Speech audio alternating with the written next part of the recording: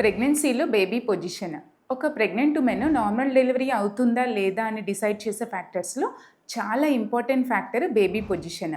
Baby పొజిషన్ని medical టర్మినాలజీలో fetal presentation అంటాము.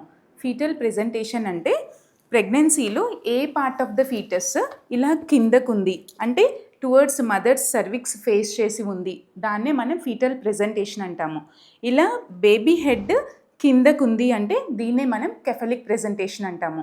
ఎప్పుడైనా ఇలా బేబీ హెడ్ కిందకుండి నెక్ దగ్గర బేబీ మంచిగా ఫ్లెక్స్ అయి ఉంటే ఈ కండిషన్స్లో నార్మల్ డెలివరీ అయ్యే ఛాన్స్ మనకి ఎక్కువగా ఉంటుంది. అలా కాకుండా బేబీ ఇలా ఎదురు కాళ్ళతో ఉండటము అంటే కాళ్ళు కిందకుంది, లేదు అంటే బేబీ బటక్స్ కిందకున్నాయి అంటే దీన్నే మనం బ్రీచ్ ప్రెజెంటేషన్ అంటాము. సో సేఫ్గా డెలివరీ అవ్వాలంటే ఈ రోజుల్లో సిజేరియనే మనకి గుడ్ ఆప్షన్.